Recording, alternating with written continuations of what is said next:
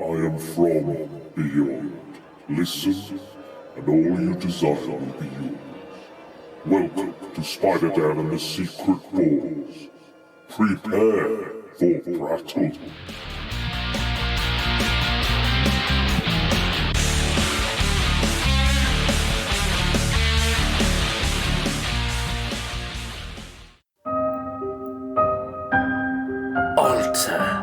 Nativity Stories.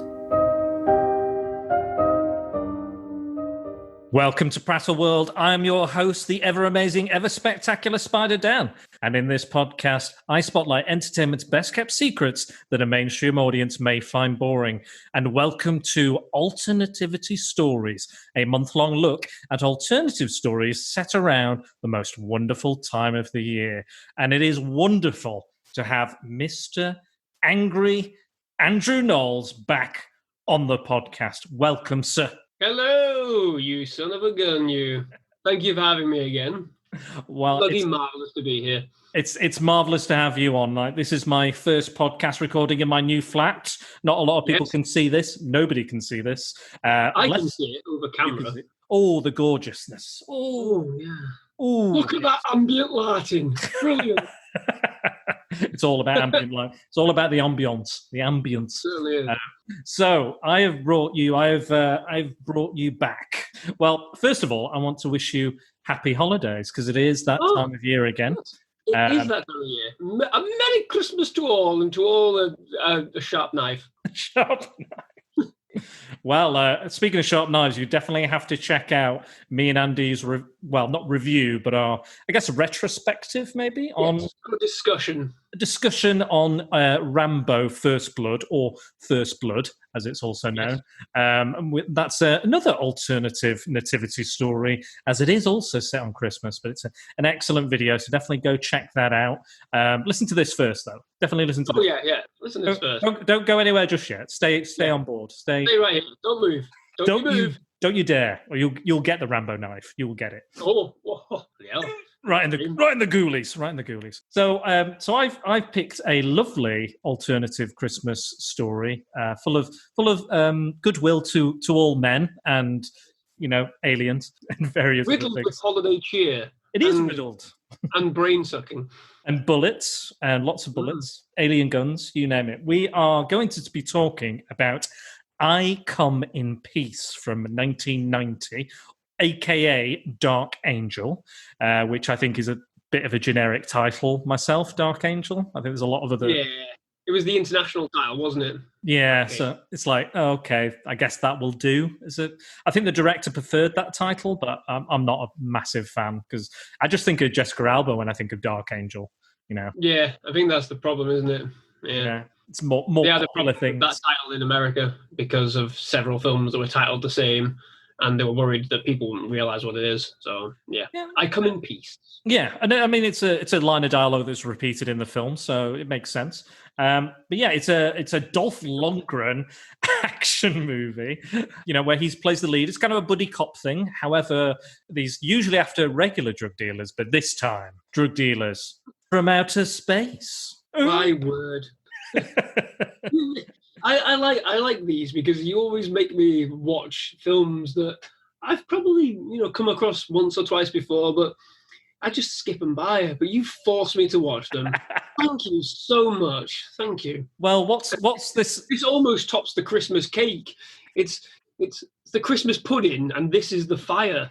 It's just burning incessantly in my brain. This bloody film of yours. I Come in Peace. I Come in Peace. Do you come in peace? Not in this video, I don't. In this podcast, rather. We're recording it video-wise and podcast-wise, aren't we? Oh, yes. We're doing both. Oh, dear. Well, I'm gonna leave you to describe the movie or to kind of tell us what the plot is. It sounds a bit weird, and it definitely is. So, basically, Dolph Lundgren is chasing sort of like a group of drug dealers, and at the same time all these mysterious murders start happening, which they initially think is linked to the drug dealers, but obviously it's not. It's linked to an alien drug dealer who is harvesting some hormone, isn't he? What I can't Is it remember which hormone. endorphins? I think it's endorphins. Endorphins, yes. He's harvesting endorphins to create this super drug that these alien species enjoy. And at the same time as Dolph Lundgren hunting this alien drug dealer, the drug dealer himself is also being hunted by an alien bounty hunter. And my God, it just goes off the wall, doesn't it? Absolutely mental. I think the plot like loses itself several times. Come the end of the film, it's like, I almost lost track of what was happening. Like I said to you earlier before we started recording, that the main drug dealers that you see at the start kind of vanish about an hour in, about 45 minutes in, and then they just turn up in the last 10 minutes, and you're like, oh, it's them, and then they get horrifically blown away. And it's like, okay, so they were never really that important to the plot. They were just there to kind of set things up, and yeah, they just die. Really strange. It's really strange. Like, just these low-level gangsters are still roaming around causing mischief, and it's like, all right. He gets like, there's a bit, it's Victor Manning, the crime boss that he's after, the Dolph Lundgren's character. I think he's called Kane. I think that's his character's name. It's Kane, I think. Yeah. Jack Kane, yeah. Couldn't get a more generic kind of action hero name, could you? Bloody hell. But yeah, he's after Victor Manning, and there's this in the beginning. Well, in the beginning, you get these guys stealing drugs from the police station, and then these two guys are like, "You better get he gets into the car, and they're like, "You better drive," and he's like, "Why? You better drive?" He's like, "Just keep driving," and then the whole police station blows up, and the guy's like, "Why did you do that?" And he was like, "No witnesses." It's ridiculous. It's absolutely ridiculous because they go to every effort to, keep themselves like hidden in the police station. They rob police uniforms. Infiltrate. They properly infiltrate, don't they? Yeah. Yeah. They do everything by the book. Like they go to like the weapons locker and everything, hand these drugs in and whatever, and do like a little swap and a trade. And then when they leave, they just blow the place up anyway. And it's like, you didn't have to do all that. You could have just ran out of the building and detonated it and killed everyone. Nobody knew. All they would find is a body in about an hour, 2 hours of the copper that they killed to rob his police uniform. And then they'd still be gone, but no, they just detonate everything. And it's not even like a mild explosion. The entire building is vaporized. I can't remember if you even see them setting a device or a bomb or anything. No, it's implied that it's in one of the suitcases or something that they put. God. What is in that suitcase? It's like a nuclear bomb. 1,000 tons of C4 in a tiny briefcase. All right, okay. Miniature. One of those criminals is actually in one of our favourite films, Andy. It's the actor Kevin Page is the same man who gets blown away at the beginning of RoboCop by Ed 209. Oh, it is. Yes, it is. But please don't know. You have 2 seconds to comply. All that good stuff. And I love that bit of one of the lines is later on. Shame about Kenny. Shame about him. Oh well. Speaking of yuppies, which there is a lot in RoboCop, a lot of yuppie stuff. The criminal gang in this are yuppies. They're called the White Boys. They are all white, but they're like this kind of hoity-toity kind of criminal empire. And in that kind of initial there's that drug deal that's going on. Kane's partner's undercover. He's speaking to Victor Manning. He's like, "What's your name?" Yeah, and starts asking him like more personal questions and stuff. And it's probably got the best line in the film. This guy who gets killed. He goes. So what university did you attend? And he goes, "The University of Suck My Dick." Fantastic line. But yeah, I think he's great. I think the guy who plays Victor Manning is a really good actor. And there's a bit later where Victor Manning he's in Rio and he sent the detective, he sent Dolph Lundgren a photo of himself with 2 topless women in Rio. Yeah. It's going like, "Hey, your partner's dead. See you soon. Love you. Bye." kind of thing. And he's like, what a dick. What a real dick. But it's a real shame. Just throw away at the same time. It's like, where's the resolution? Well, we'll talk about it later, but there was talk of a sequel or sequels potentially, and they kind of they kind of set it up a little bit. There's implications that there's a suggestion that they're going to take their holiday in Rio, which is where Victor Manning is. Anyway, so there's this drug deal that's going on. Well, before that, so it's kind of weird. There's like almost 3 different introductions. You've got the introduction of the alien. This is a guy with a CD player. Like the Christmas angle comes in really early, and they go really hard on it. So you've got Christmas songs playing. It crashes into a Christmas tree lot. There's Santa somewhere. There's a picture of Santa somewhere. So they're like, this is Christmas. Like, this is hardcore. It's not like Rambo, where it's kind of like briefly in the background. It's like I think he even says, something. He makes a reference to Christmas as well, all within that opening scene. Alien crashes down, kills him, and it's got one of the more interesting weapons in cinema that I've seen.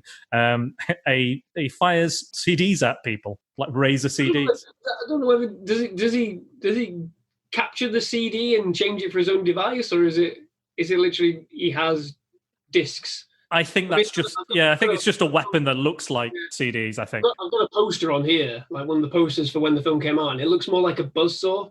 But in the film, it is literally just a disc, like a CD disc, like a compact disc thing. I don't know whether like the design and the execution didn't really work out, and they wanted it to look more threatening or whatever, but yeah. It's literally just firing Nerf CDs at people. It reminds me of Hellraiser 3. You probably haven't seen Hellraiser 3. No, I've seen the first two. I didn't go any further than that. I wouldn't recommend it. But they create loads of new Cenobites in number 3, and one of them is a guy who shoots CDs at people, and he's got like CDs lodged in his head. It was utter shite. I'm guessing that's for the people that were like hardened. No, tape must live forever. Don't worry, we'll be somebody who fires CDs at all these kids. Yeah, take that. The way they film the CD, because basically the CD kind of, we'll call it a CD, or a circular blade, it kind of bounces off everyone, doesn't it? It's kind of a ricochet-based thing. I don't know how that works, but somehow. And what they did with that is they put it on they put the CD on a Steadicam, and then they ran it into the actors. So they've got the Steadicam, you've got the CD in front of the camera, and then they're just running at the actors with the CD, and they're going, ah! That sort of thing. Really funny. I like that. I mean, it works to a degree. I liked it. But yeah, so you get that, and Kane is so we've had the alien crash lands, starts extracting the endorphins from that first guy. Then you've got the big explosion we talked about. Then you've got this drug deal with Manning and Kane's partner, who I can't remember. But yeah, so that happens. And then there's a robbery where Kane has to, just a regular robbery, Kane has to go and intervene. And here's a great bit of trivia. This is amazing roundhouse kick that Dolph Lundgren gives the actor. Turns out the actor missed his mark and actually got kicked and knocked out. Dolph Lundgren did an actual proper full roundhouse kick and knocked the guy clean out. A lot of these shots are probably one shots and whatever, single shot takes, and you can see it.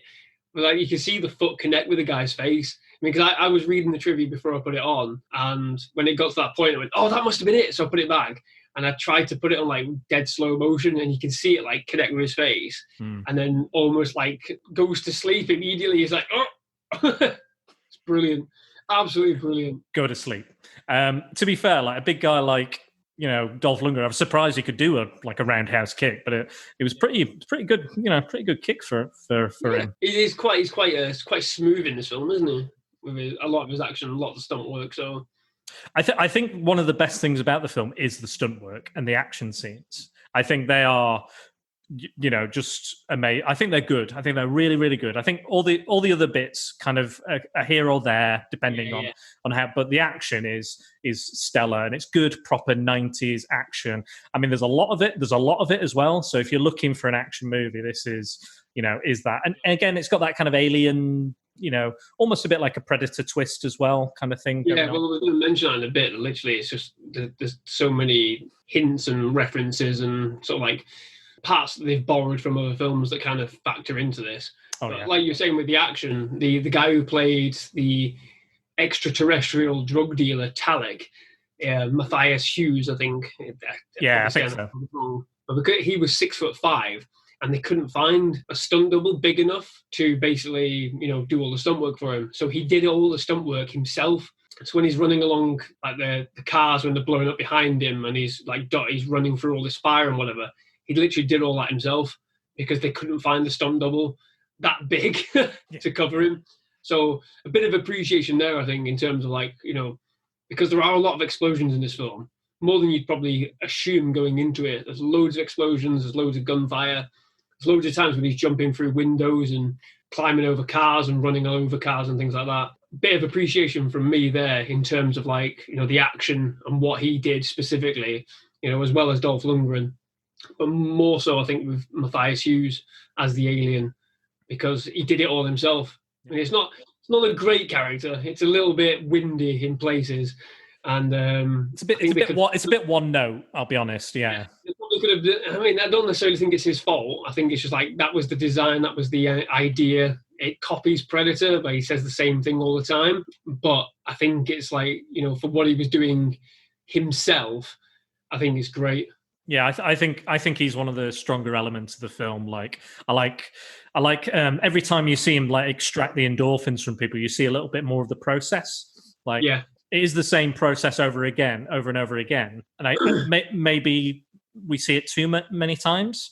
But yeah, I think so, because it just becomes filler after like the second time, really. Yeah, like I'd like it if he did it in a slightly different way, or it was a different method. But it feels like that's how they change it. Like every time they do it, show a little bit more of the process, or a little bit more of like you'll see the knife going in, but then you won't see the thing being extracted. You'll see the little snake thing go in, the little wire go in, but you won't see the knife. Things like that. But I think maybe one or two more of those would have been too much. I tell you what I do like. I do like that the protagonists in the film, Dolph Lundgren and I think is it Brian Benben? Yeah, Brian Benben. Brian Benben. What a name. As Agent Arwood Larry Smith. What a name. Yeah, but I'm glad that they don't kind of find out that, like, we know it, the audience knows it's an alien, like, straight away, like very, very almost like Terminator. He arrives kind of, there's no spaceship. It's just like, I'm here, I'm an alien. It's not until maybe about, I think 40 minutes in, 45 minutes in, they go, yeah, pretty much. And I think that helps in kind of setting up the kind of the cop work and the partnership and the buddies and dealing with the feds and all that other stuff. I'm glad that kind of we know what's coming. Like, we can see he's doing this, and we get an idea of what's happening. But they're not like, it's not like straight away like, oh my god, aliens, that sort of thing. So I'm glad it was more gradual. It wasn't just like, I see an alien, I'm going to shoot him, and then that's it. It's just chasing down an alien. That we see the characters, see them develop, see that relationship, that uneasy buddy cop relationship develop. I'll be honest, I think some of the dialogue is not great, and the banter is not that great. Yeah, the dialogue is pretty shocking, to be fair. That's one of my major gripes about the film, is like, I don't buy any point of the dialogue at all. I zoned out quite a few times when they were like talking about meaningless things between the two of them.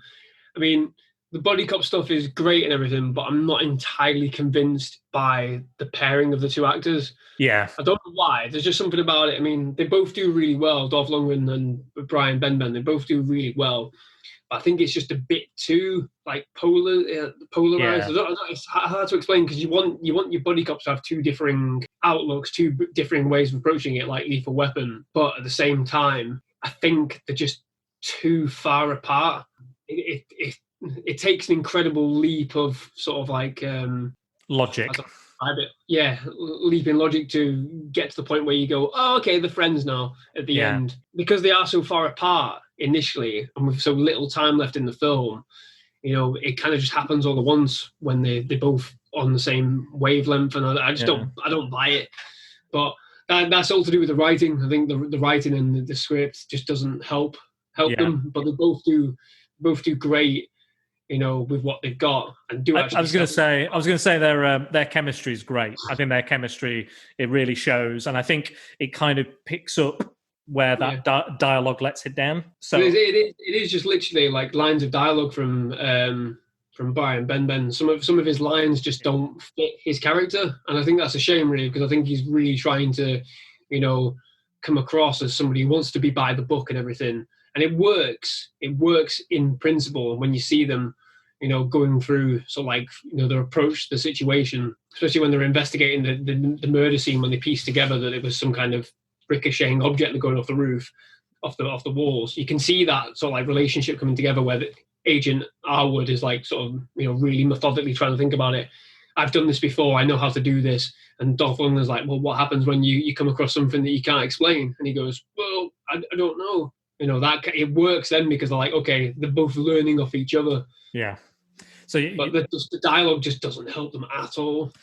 No, and I think it really shows its age when they're interrogating the guy at the bar, and his name is Boner. Yeah, 1990 for you. And I was like, but my favorite line comes after that because he's going, Arwood's in the car, and he's like, okay, we'll investigate, but you're still going on report for your mistreatment of Boner. Yeah, and that just made me chuckle. Yeah, but it's little tiny 1990s jokes to try and get a little laugh, isn't it? I mean, this film more than say, I mean, we talked about First Blood a little while ago, and for a film like that, it doesn't seem to have aged terribly, but this has aged horrifically. In a good way in some portions because you can have a good laugh of it, but yeah, in others it's just it looks bad, it sounds bad, and well, it is bad. It is bad. It's not. I think I'm always a bit of an apologist for all these kind of cult and genre films. It's not a perfect action movie, but if you're up for something, go in knowing what you know. I think it's not going to be that kind of an amazing action movie, but it is something different. If you want something different, and if you appreciate there's a cheesy, if you appreciate there's a cheesy 90s action movie going in, a cheesy sci-fi, I think there is a lot. There's enjoyment to be had. It's not. I've seen a lot worse movies than I Come in Peace. Absolutely seen a lot. Like a couple I watched recently, some dodgy body horror ones where I've barely even watched them really because I'm just like these are just not good. But there's things to find in there and some nice stuff. Again, there are quite a few links to Predator. Craig R. Baxley, who directs this movie, actually was the stunt coordinator on Predator. That makes sense because there's a lot of stuff, especially with Talek, the alien. So like the design of his weapons, the way he goes about things and stalks people and whatever, it's very much Predator inspired. Like the little wire thing which comes out, I immediately thought, they've lifted that from the design of Predator to a degree. Like the alien blood, which is, I think you called it rice pudding or something. Yeah, it looks like rice pudding. Predator's blood was like a bright neon green, and this is like, it's just pure white and lumpy, and the way that the bounty hunter alien dies is it's immolation. He sort of like self-explodes, doesn't he? Which is very much Predator as well. Like no witnesses, no evidence, no witnesses. He's got kind of wrist gauntlets or braces, kind of with technology that he does types and does stuff. The blade comes out of it, much like the Predator. The way he extracts things is very much, so the way they extract the endorphins is very much like the way that the Predator, when he's in the tree, sort of like cleans the skull and tidies that up so it looks all nice. It's very, very methodical, very like a rigid process. He knows exactly what he's doing, knows exactly how to do it. And although he gets more, you can tell, like with Talek, you can tell that he's getting more and more frustrated as the film goes on, more and more desperate, because he gets interrupted halfway through. I think it's the third attempt to extract the endorphins. He gets interrupted by the bounty hunter, doesn't he? And you can just tell he's like really, really pissed off, frustrated. That's quite good. It's quite good. Like he's got some kind of emotion rather than just being like an emotionless monster. But I wanted more from sort of like dialogue on his part, because the bounty hunter sort of lays it out, exactly what's happening. Is like, if you don't stop him, more will come and thousands will die. And you're like, okay, they've just raised the stakes here. It's not just simply a chase movie. It's literally like, you've got to prevent an invasion. If you don't kill him before he leaves with the endorphins, your planet is doomed. And it's like, oh, okay, fucking hell. Yeah, that's ramped up.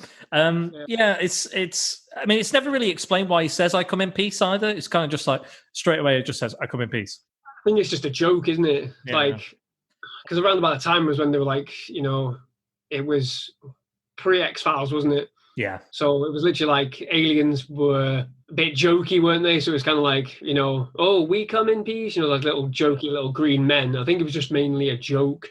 I guess in the 80s we had a lot of kind of friendly aliens, didn't we? Like Close Encounters, E.T. Yeah, I think that's where it probably stems from. Is like, forget these stupid friendly aliens. Let's have one who says, "I come in peace," and then launches a disc which pretty much beheads people. That was the only thing missing from this film. One single beheading. Well, yeah, that would have been good. That's just personal preference, to be quite honest. and Andy likes beheadings. But seriously though, when the disc first flew out, I went, "Oh, somebody's going to lose their head here," and it never happened, and I was a little bit disappointed. I just wanted somebody to be going. It's quivering, mad, quivering, headless chicken man. But yeah, there's actually even more kind of links to Predator as well. Since we're talking about it, we might as well keep going. Well, it's part and parcel of the film, isn't it? I mean, absolutely. It's a very obvious connection. So yeah, we should talk about it. Yeah. Yeah. So for example, Craig R. Baxter, the director, the project he had in mind initially was called Man to Man, which would have had Arnold Schwarzenegger as an alien crash down and then team up with a repo man to basically, I think he's thrown from his spaceship, and I think the crash landed spaceship gets taken away by like some FBI guys or something. So Arnie would crash down and be helped by a repo man played by Dolph Lundgren, and they would try and it be like a buddy cop situation where they've got to get his ship back. However, after Predator, Arnie's, he became too expensive. So they said, we can't make that film. So he kind of reworked it, rewrote it and stuff. And it kind of became this film.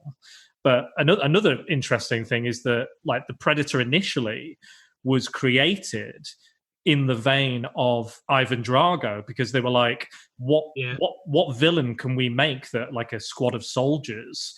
Ivan Drago was like the villain at the time, after Rocky IV.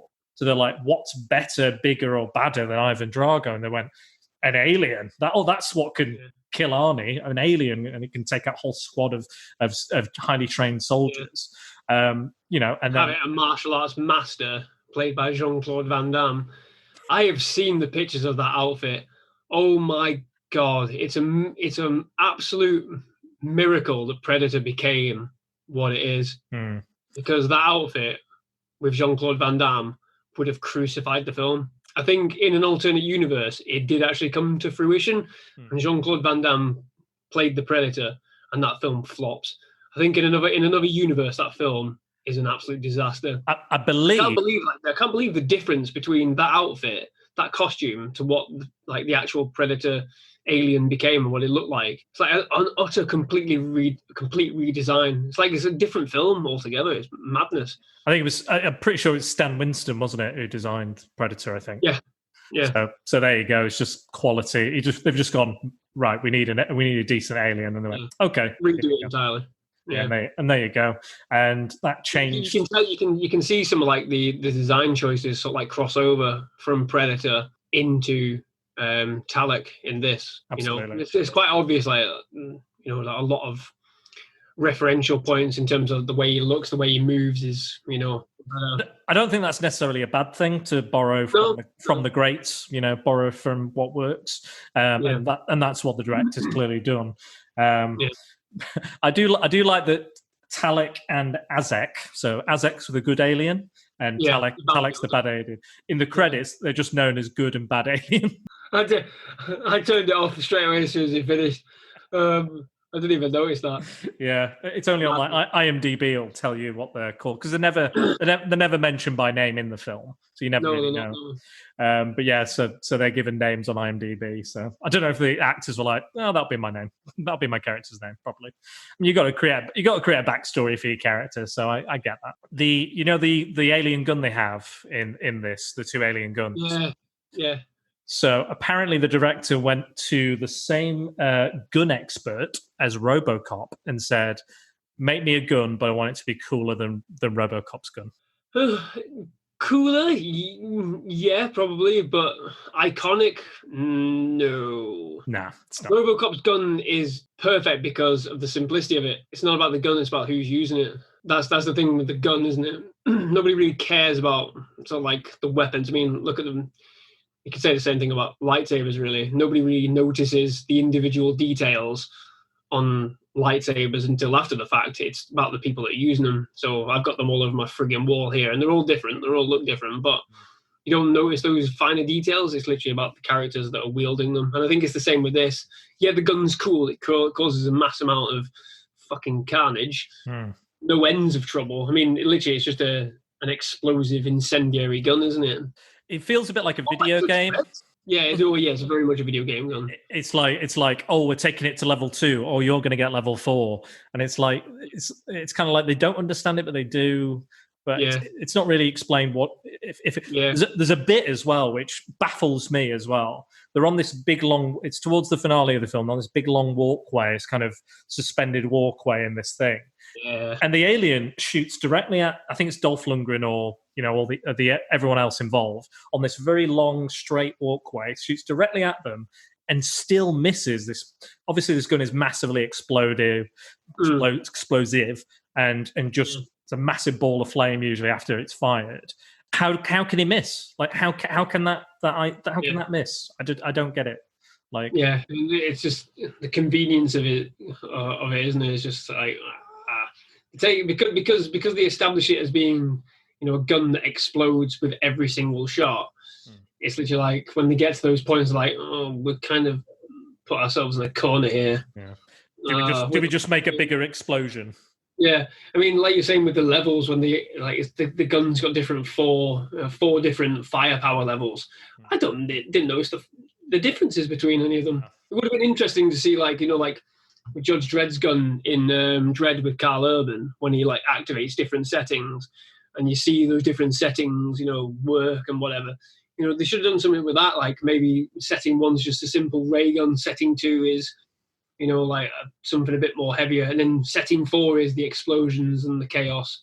Maybe that's what they were going to go with originally, but budget, just overran the film. Maybe, I don't know. I would like the gun to kind of shift and change as well into the different settings. Yeah, maybe, something like that. Just a little bit of extra detail, Yeah, but still offset the differences, make it seem more alien, because the gun was based on a real gun. I can't remember what it was called, but I think it's a Calico. I think it was a Calico. Yeah, that's it. Yeah, something like that. Yeah, but all these guns, like RoboCop's gun, heavily influenced by like a Desert Eagle.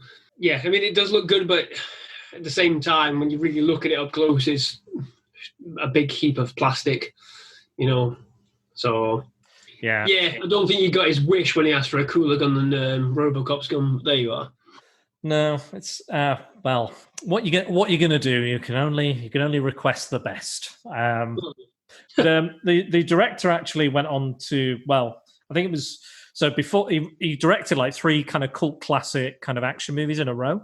So you had Action Jackson with Carl Weathers. It's kind of a bit of a cult classic, and then after this, he directed Stone Cold, which is kind of like a action biker movie with, I think it was an NFL star. I think it was Brian Bosworth, I want to say.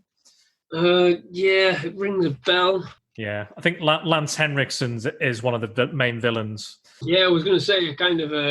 It's Brian Bosworth and Lance Henriksen. Yeah, there you go. That's the one. And I think the other villain is. The guy from Deuce Bigelow who's always trying to show him his dick. That one. It's that guy. I can't remember his name. He's like, look at this. Is this normal? Look at this. Jesus Christ. I like him. He's a good actor. But yeah, I heard that the villains were the best thing about that movie. They got to write a lot of their own dialogue apparently. What did you think of the coroner, the female love interest for Dolph Lundgren or Officer Kane? I mean, I think a lot of action movies around about this time sort of struggled with a female character in, within the films. A lot of the time they just felt crowbarred in. I mean, is she called Betsy Brantley, I think, or something? I honestly can't. I can't think of a name. Yeah, Betsy Brantley. I mean, to be fair to her, she's quite solid. She's got pretty intense sort of attitude towards Dolph Lundgren's character that kind of offsets her and puts her sort of in between, both Jack and Larry Smith. Larry Smith, what a name. for an FBI agent. Come on, think of something better. Jesus, but yeah, she kind of sits like pretty well in the middle, in between them. But I don't know. I kind of missed a lot of what she was saying, what she was doing. I kind of think she just got a bit in the way, especially in the final third. In the way, which is it's unfortunate, really. But like I said, that is a major sort of like flaw with action movies, that a lot of time the female characters are in there and they're not given much to do, and in the end they just seem to get in the way, and it's through no fault of the actresses. It's literally a problem with the action movie genres, that you just didn't know what to do with female characters other than make them pretty and make them in distress, or put an AK-47 in them, in their hands, and one or the other. I agree. I do think she is shoehorned in. I think the only reason she's in there really is to explain what the alien is doing and why he's doing it, like the whole endorphin thing. If you could synthesize endorphins, you'd have the greatest drug ever. I think that's why she's there. And then I think they were like, okay, let's slap on a love story, a difficult love story. It's not really a love story, I'd say. No, exactly. I mean, that's the only problem. Like, a lot of action movies do put a love story on it for no reason at all, rather than just leaving like the female character as sort of like, this independent character that does help, or helps them solve, helps them get to their end game. They just put this needless love story in, like with Commando. I watched Commando, quite recently. Commando's got the same thing. They try and shoehorn in a bit of a, like, she starts falling in love with him in the director's cut. It's even more sort of like shoehorned in. It's like, well, it's not the right format for it. It's not the right film for it. It feels forced and contrived. And when you look at like Die Hard, where the love story, it's not a love story because they're separated and whatever, but it's that acknowledgement that my ex-wife is there. I do need to kind of help and make sure she's safe, but it doesn't intrude on it. It doesn't make it feel awkward, and it feels more realistic because both of these characters are independent and strong characters. I mean, Die Hard with the female characters, the female character in Die Hard is sort of like where I look at action movie, female characters. Do they have the same sort of setup and character strength this character has? And more often than not, they don't. It's only when you get to like Alien and Aliens, and Terminator with Sarah Connor in Terminator 2, then you get strong female characters that don't necessarily feel shoehorned in. It just takes far too long to get to that point, I think, and that's the unfortunate thing with action movies.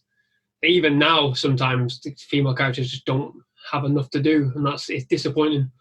Yeah, I agree, and there's a bit as well, like Kane is always like promising people he's going to do stuff for them, and he'll never break a promise in this movie. That's his one thing. He'll never ever break a promise. So his commissioner's like, promise me you'll go on vacation. Make sure you give me a promise. The guy who plays the commissioner is great as well. I think he's really good. He's just proper stressed out constantly. Like, what the fuck is going on? Why are we doing? Reminded me of Joe Pantoliano. I can't say his name. Yeah, Pantoliano. Yeah, from Bad Boys, where he's just constantly, you fucking blow shit up. You fucking look at what you're doing to me, you fucks. Woosah. Reminded me of that, like how just on the edge he is all the time, going, just for God's sake, just don't blow anything up. Just fuck off. Go on vacation. Have you seen the latest Bad Boys? He's great in that. Yeah. Rest of the film isn't that great, to be fair, but yeah, he's great. For his part, he's great in it. Yeah, he's one of my. I think if we ever did a top 5 like police commissioners or police officials, I think he'd be like number 1 with a bullet for me. I think he's one of my favorites. I tell you who I really love in this film as well. The scientist, Kane's scientist friend.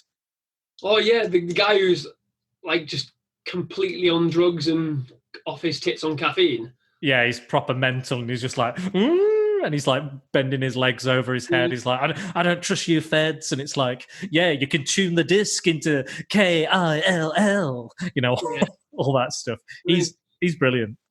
I think that's the best scene for like Brian Benben as well, because he kind of comes into this and he's like, obviously Dolph Lundgren just does his own things. He's totally off the books, and he goes into this scientist who's quite clearly just taking every drug under the sun and drinking homebrew coffee, and he's kind of like, what the fuck is this? How are you doing this? How are you getting away with this? And it's the best part for Brian Benben, that, because he's literally like, I want to take this guy in because clearly he's doing drugs right in front of me, but we need to figure this out. We've got to work it out. So I'm prepared to, lower my guard and go with your flow, Mr. Jack Kane, detective.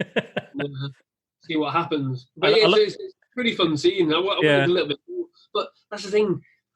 It kind of it adds to the annoyance of like the coroner, because I feel like they could have maybe merged those two characters and had maybe Betsy Brantley be the same character, does everything off the book, she's a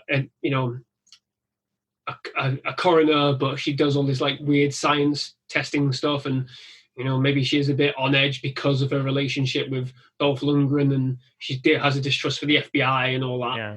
You could have had those two things together and given her character a bit more sort of depth, if you like. And you could have made her as manic as well, as manic and as crazy, and it would have been nice to see like a female manic mad scientist sort of type. Yeah.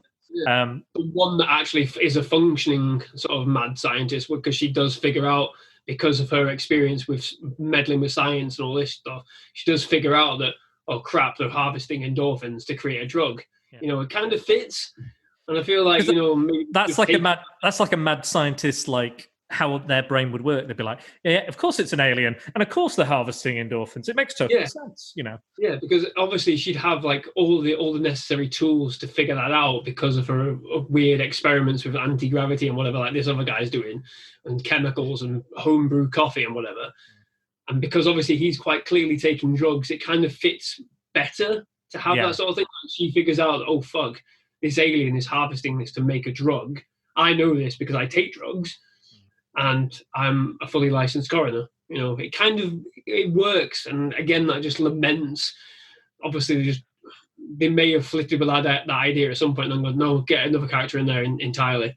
And that's probably disappointing, even more so when you think about it. Yeah, I honestly think you've already, in that one kind of sentence, you've already massively improved the film for me by doing that. Like that would have been, I can imagine like a kind of, do you remember like Kate McKinnon in the Ghostbusters reboot? Yeah. Like that type of thing. Like I could imagine that, and I would have loved to have seen that. But again, yeah, there would have been some logic to her going with them at the end, because she knows the weaponry. Because obviously, the mad scientist guy, he manages to trap the disc to stop it flying. So you could have had something playing along with there, going, oh, okay, well, you're coming with us because you kind of know how to stop this thing. Even if she doesn't end up doing that, to help in that way, it would have been a bit more credible that she's going there with some knowledge of the weapon as well as the drug that he's trying to escape with, because she just goes there because she knows that he's got the drugs. There's no other reason for her to be there in the final action bit of the film, is there? Yeah, not really. I mean, there's one of the annoying bits I found with her as well is obviously he's made this promise they're going to go on holiday. He's just going to swear off this case.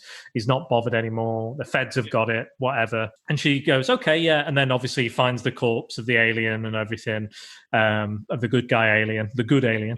And that kind of gives them a lead, and they've got to, and then there's a whole nother kind of subplot going on, but there's a bit where a lot of stuff going on, but there's a bit where they come out of the apartment with her, both the cops, the FBI guy come out, and then those two guys are randomly just shooting at them. They just turn up out of the blue again, and they're shooting, and the alien turns up, and they're shooting, and she just turns around goes, I'm still waiting for an explanation.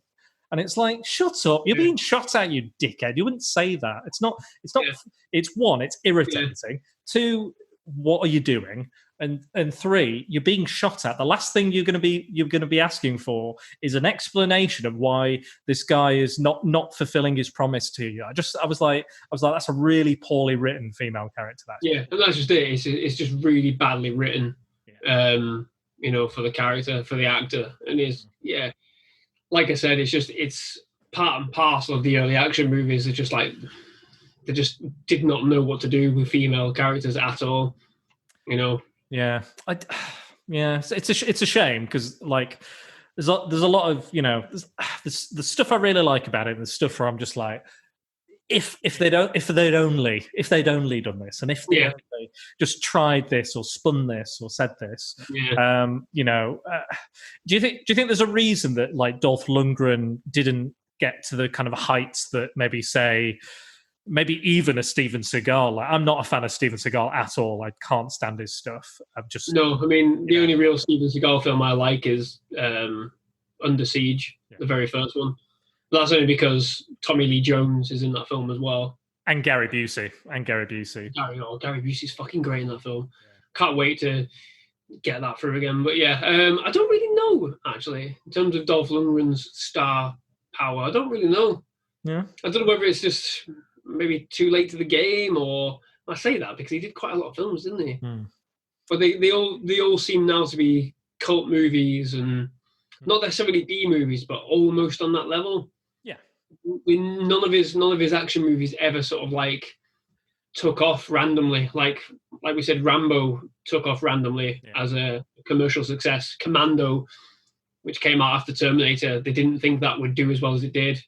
And that was a commercial success. I think a lot of it was just luck and possibly advertising of the film. So especially for like Die Hard, they thought Die Hard would be a flop because it was Bruce Willis. Nobody wanted to see a soap star in an action movie, and look what happened.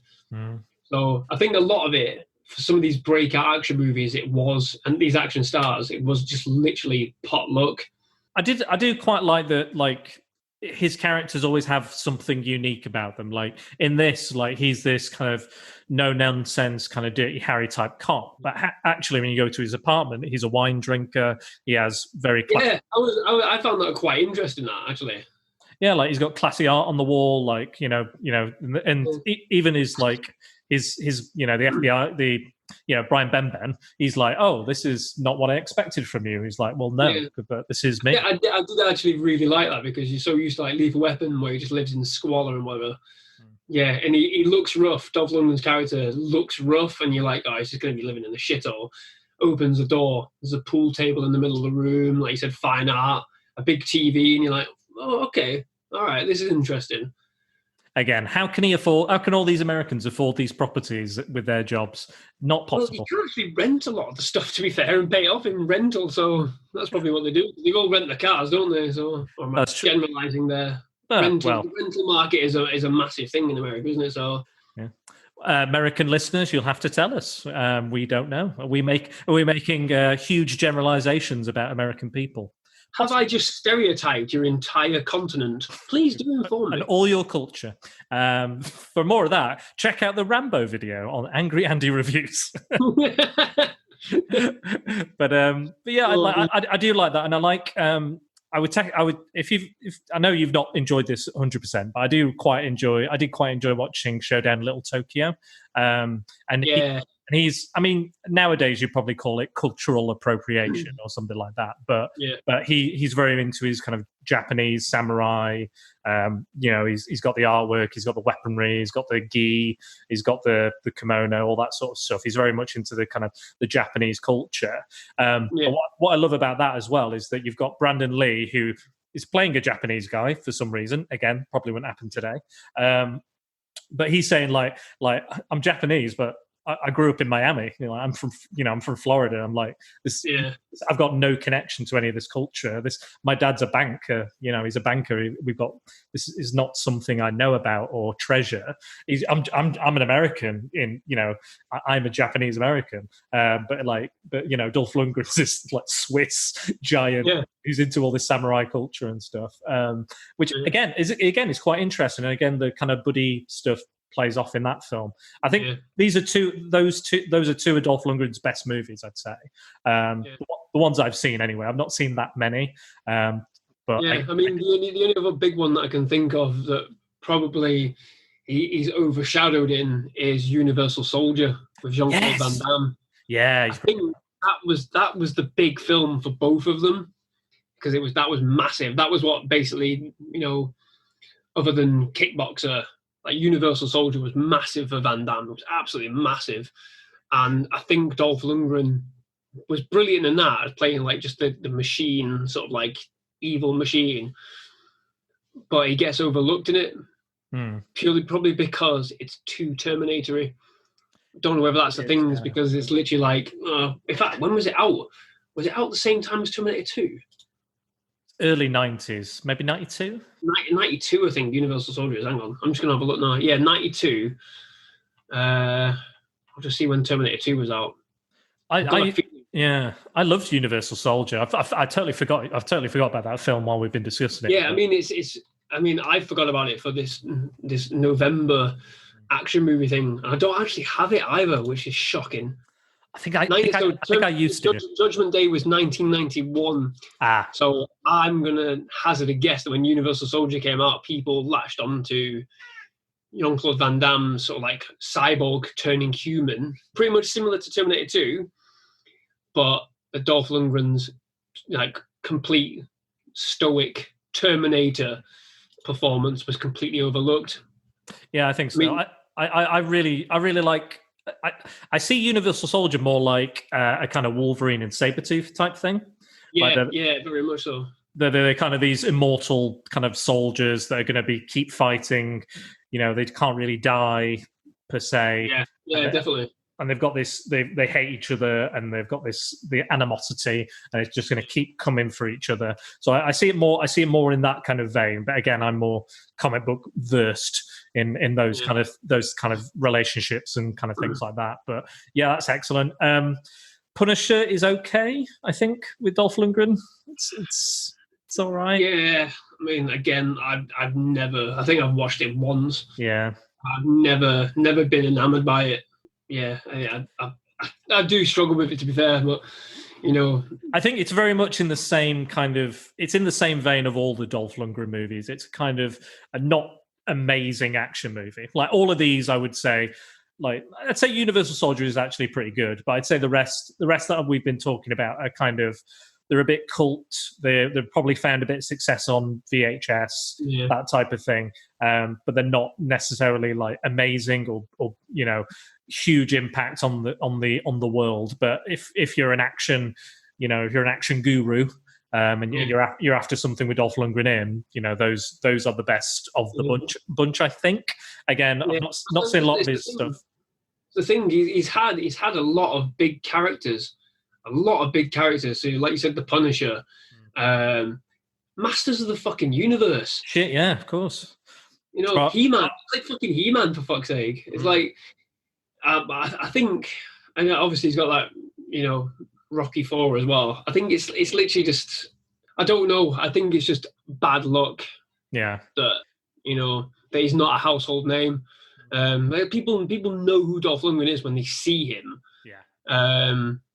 Obviously, because everybody just goes to Rocky, immediately. If he dies, he dies, that kind of thing.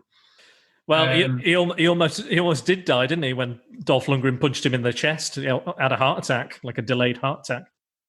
Madness, isn't it? Yeah, crazy. But yeah, I mean, I look at just having a quick gander at all of his other films. I mean, there's nothing really else that stands out. No. You got the Expendables, multiple Universal Soldier sequels, but there's nothing really that stands out. Oh, he's in Creed. He's in Creed 2 as well, wasn't he? Yeah, a little cameo. Yeah, I think so. He's playing the trainer to his son, so it's like another Drago is going to fight. Is going to fight Creed, basically. What did you think of the music? That one kind of came and went, didn't it, as well? Didn't have the massive success that the first Creed film had, but yeah. Well, it wasn't directed by Ryan Coogler, so I think it wasn't going to have that type of impact. I think they just done away with it if he weren't coming back, because that film was all Ryan Coogler. And it's written by Stallone as well, apparently. So because it was Stallone's idea, and I like Stallone. I've got nothing really against him, but sometimes I'm just thinking he's just doing this for a quick book. He's just doing another thing for a quick book. Or sometimes you need new garden furniture. Yeah, true. I mean, Michael Caine was quite famous for doing films where he's like, "Yeah, I needed a patio, so I'm going to do this film." that's it. He'll do it for a paycheck, and a lot of actors are like that, and there's some Bill actors. Nye said something very similar, didn't he? Like, I'll never turn down a job because I remember what it was like not being able to afford things. I was like, okay, fair enough. That's fair, There's so many actors, like Mickey Rourke's bad for turning down stuff as well. Like he turns down everything. Turns down some great films, Mickey Rourke. Like Platoon and some of the stuff as well. He's turned down some Tarantino stuff as well, I think, turned down. So yeah, there's lots and lots of stuff.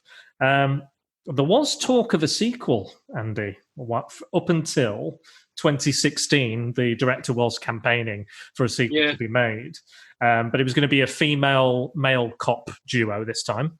And it was going to be that the alien was actually pretending to be a cop. So the female alien was going to pretend to be a cop or a fed or something like that. Yeah. And then the male cop would find out, and then they're hunting again the alien drug dealers, apparently. That was apparently the treatment, I believe. But yeah, maybe it could have worked, maybe not. But again, I don't think this film has that success. Like after, what's that? That's 16, we're talking not even 16 years, like 26 years he was campaigning for a sequel. What did you think of the music to the film as well? It was all right. It's quite punchy in places, isn't it? That frigging song at the end, though, which was actually I think it reached 67 on the Billboard 100, I think, in America. Oh. So like, how's it go? Touch me tonight. It's got nothing to do with the film. It has no influence on the film at all. You hear it a couple of times as well, and then right at the end they play it in full.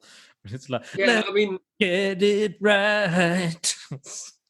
You mentioned earlier about a pre-recording discussion about one of the songs where this guy he's driving some it's like a forklift, something like that. Yeah, and what he's singing there is just horribly abusive to women, and he's like, what the frig is this?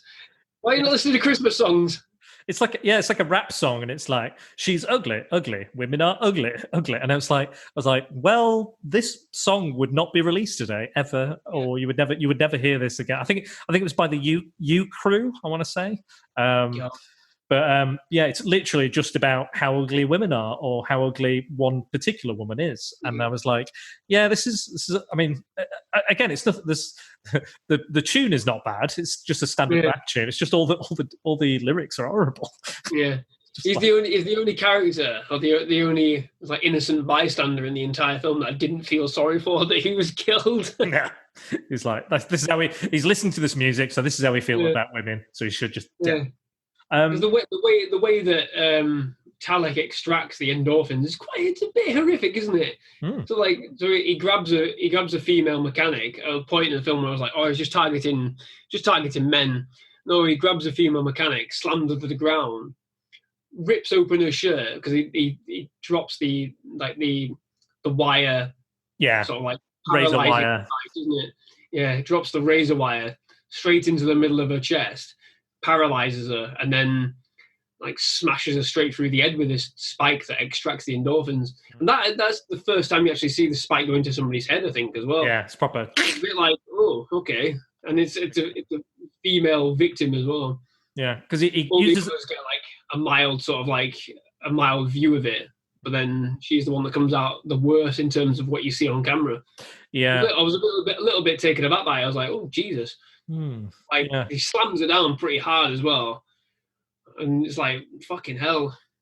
So I don't know whether there was something in that. I'm not entirely sure, but I don't know. Let's not read into it too much. I know.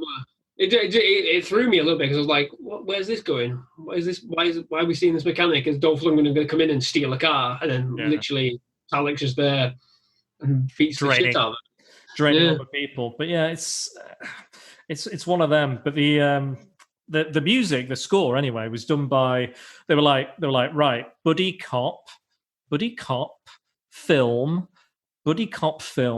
drug dealers, heroin, cocaine. Let's get the guy who does the TV theme for Miami Vice. Is a guy called Jan Hammer. So if you're hearing some familiarity with kind of Miami Vice, that's basically their mental kind of map. They were like, okay, let's get that guy. It's Miami Vice with aliens. There we go. I do like that the alien is actually like it's not just going right. Let's extract these endorphins. It's actually stealing the drugs from the criminals. Yeah, getting that, putting it in the little wire, putting it inside somebody. You can see their reaction to the drugs, the kind of euphoria, and then paralyzes them as well. So like straight away, doesn't it? It's like a dual effect. It paralyzes them so he can extract the endorphins without them reacting. Yeah, so then goes dagger into the brain and just sucks it all out of the brain. So I do appreciate the kind of the process and the kind of sciencey stuff behind it. Again, very kind of reminiscent of Predator, but I did quite like that. What did you think of the kind of like the betrayal of the partner? So Brian Benben is working very much for the feds, and he's very by the book. And there's moments in the film where he keeps making these phone calls, but you're not really sure who he's phoning or why he's phoning. But he's adamant that he wants to make these phone calls. He tells one woman to piss off and give him some change to make a phone call at one point. And then he tries to give her $1 and she just fuck off and moves away or something. And then Kane is keeping hold of the disc. Yeah, leaves it in his people think that it's in his apartment. He gets robbed. Brian Benben turns up and goes, "Oh, I only just got here. It couldn't possibly be me." And then again, he leaves the disc with the scientist, and then he gets beaten up, and the disc is stolen. And then later on, we find out that he has been leaking stuff to his boss and not keeping it within the partnership. And he steals the gun in the end, doesn't he? He goes, right, I'm going to go to my boss because this is where this needs to go. Your commissioner can't help with this, but my boss can. And Kane's like, you're an idiot. You're a puppet on the strings of your boss. They're going to tell you about, breaking a few eggs to make an omelette and stuff. And the boss literally says that line. Got to break a few eggs to make an omelette. So what did you think of that kind of? Because I quite enjoyed that kind of element that he was kind of slightly. It's a buddy cop thing again, like you said, they're very different, like you were saying earlier on. Yeah.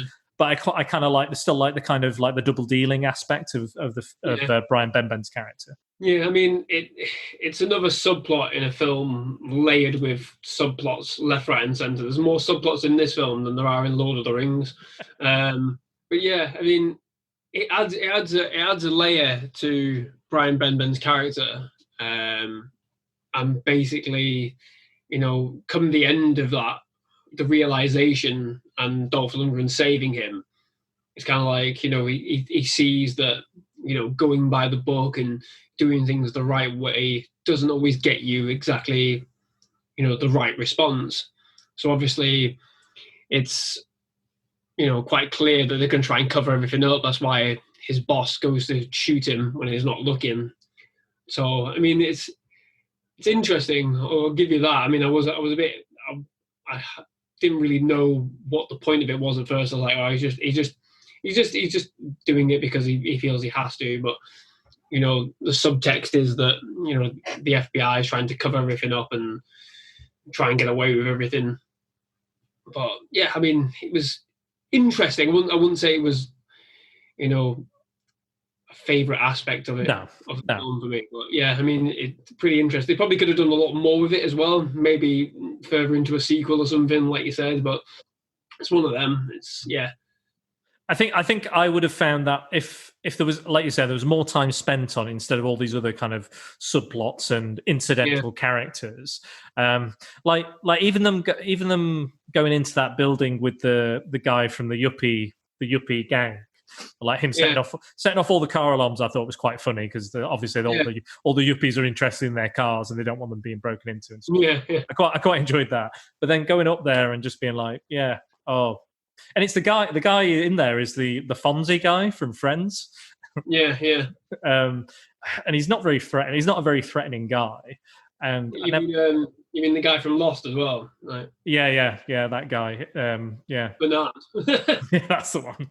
That bit I was like, okay. It was just completely throwaway almost. It was like, you could have done this in a way that didn't eat up the screen time and take the focus off some other aspects. But I mean that's one of a number of moments where I did just completely zone out. Where I was like, I know what's going on. I don't need this. It's a bit of a mixed bag. It is a bit of a mixed bag. But again, I came away enjoying it more than I hated it, I'd say. Just because it's cheesy 90s action, and that's kind of what I expected from the trailer. I think the car chases are great. I think they're done really well. I think they're, photographed really interestingly and really fun, especially the one with the aliens, really good, and the driving on the sidewalk and stuff like that.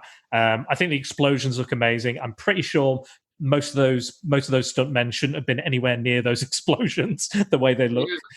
Especially if your main alien actor is doing all the stunt work himself. A lot of times I was like, fucking hell, he must have been shitting himself here. Especially when he's running along the cars, and quite clearly the cars are exploding after he jumped over them. Like, a bit close to the bone.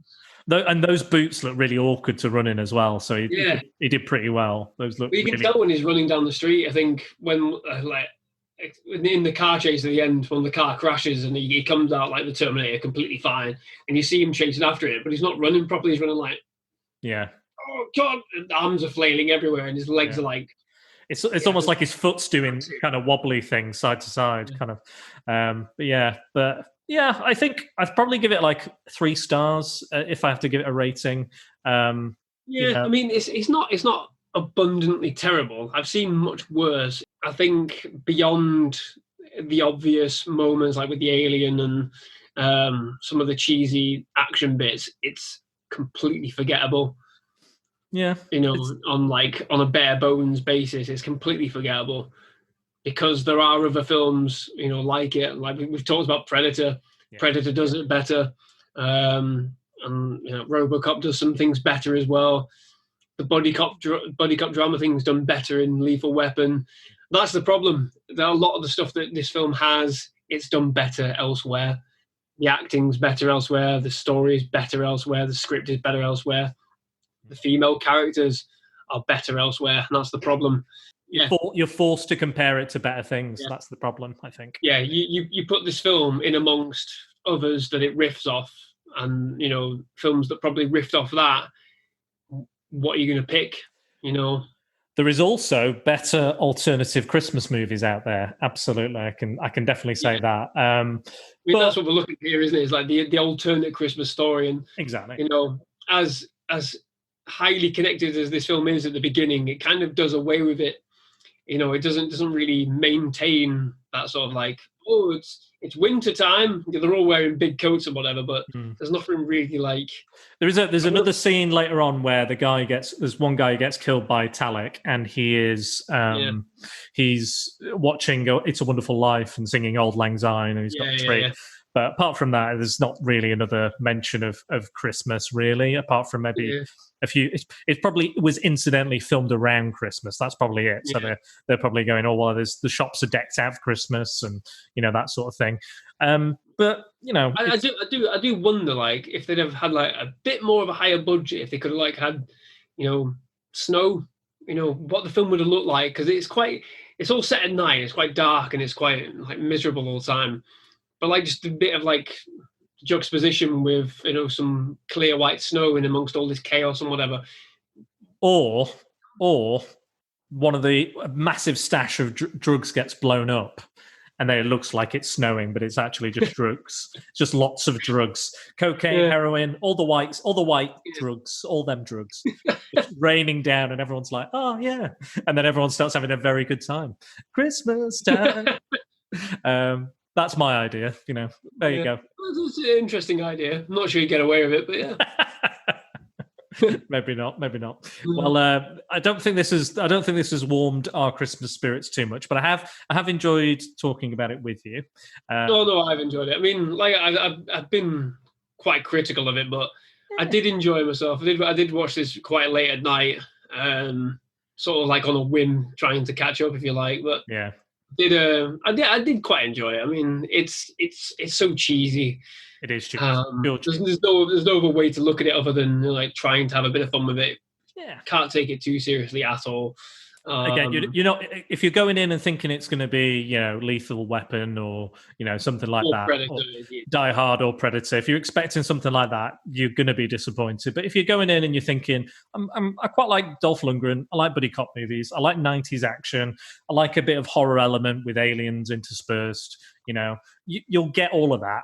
You will get that. But again, some of the parts are not as fleshed out as they could have been, or if we could have removed them or combined characters or situations, or had slightly longer action scenes instead of short ones, maybe potentially extended those instead of having two tiny ones. But there we are. But yeah, I've had fun with it because again, I knew what I was going in for, and I think that's important with this film. As long as you know that, then you'll have a good time with it. I think for the most part, you'll find something in there you'll like, definitely. Speaking of Lethal Weapon as well, I forgot to mention the original title was Lethal Contact. So yeah, I did look that up and I was like, I wonder why they changed that. Because it's a little bit on the nose because it's first contact encounters. Lethal buddy cop weapon. Yeah, and Lethal Weapon buddy cop. It's one of those things where I want to combine these two things. I'm also going to combine the title of two different things. Yeah. Slam them together. But there you go. But I have had a blast, and I think everyone should check out your action movie November. I think you'll have come towards the end of it by now when this is released. I think, but it will be over by now. But I need to watch Under Siege. I think I will have watched that by then. But yeah. But it does kind of fit in towards like the back end and into sort of like Christmas and your alternativity stories. So it's kind of a nice little overlap, if you like. Yeah, it's a nice kind of crossover segue, and hope we can do a few more of these because I do enjoy working with you, and I think we've got a few fans out there that like the stuff that we do. I think so. But yeah, definitely check out. So it's Angry Andy Reviews on YouTube, Facebook, Twitter as well. Angry Andy? Is it no, it's at Andy _review. Yeah. I couldn't get the angry for some reason. So yeah, at Andy _review. So don't worry, mine's at Dan Ball _balls. So not too different. But yeah, there's some great stuff. I really enjoyed the Darth Revan video was good. I really like that one. The Utopia. The Utopia one's been quite popular, I believe. Yeah, I'm really surprised by that. I don't have that many subscribers or usually that many views. I just do this purely for fun, basically, just to keep me entertained. But that Utopia, basically, I lamented the remake of Utopia, which is a Channel 4 show, and it's streaming on Amazon. I didn't like it. I mean, I am Jack's musings will probably be listening right now. He's sort of like challenging me to watch it fully, and I did, and I absolutely despise it. And my little sort of lamentation on it has amassed quite a lot of views, surprisingly so. So yeah, excellent. People do like misery. People like listening and watching misery. Well, they might like this. They might like this podcast then. My YouTube channel's got a very modest subscriber following, so by all means, do check it out. Yeah, subscribe, like, comment, do all the good things. I personally, my preference is every time you do the movie reviews, but I do appreciate the lightsaber reviews and stuff because again, it's not something I kind of look at. Like I know you look into like the minutiae of like the detailing and stuff like that. It's not something that is necessarily something I would do or I would talk about. Again, I don't have a YouTube contingent as of yet, really. But I do by the time this video goes up. Hey, who knows? By the time this podcast goes up, so who knows? We'll see. We'll keep our fingers crossed. But yeah, again, you can find Andy on Facebook, YouTube, and as mentioned on Twitter. I don't know if do you have an Instagram or anything like that. No, I've not bothered with Instagram, unfortunately. Fair enough. I think it might be worth a try. It might be worth a shout. Just the old hashtags work pretty well for me on there. So So I'd absolutely recommend it. But yeah, so this has been good. I've really enjoyed this. This has been thank you very much for having me again. I do enjoy lamenting stuff that you force me to watch. You love it. You love it.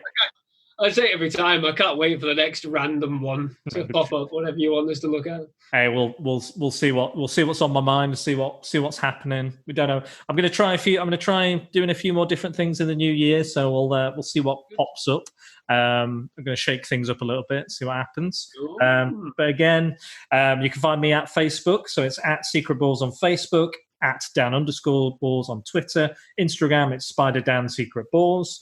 And the podcast's available on Podbean, Apple Podcasts, Google Podcasts, Stitcher, Spotify, YouTube, and many, many more. And if you'd like to donate towards the podcast, you can buy me a coffee at ko-fi.com/SpiderDan and the Secret Balls. And when you interact with us, don't forget to use the hashtag #PrepareForPrattle.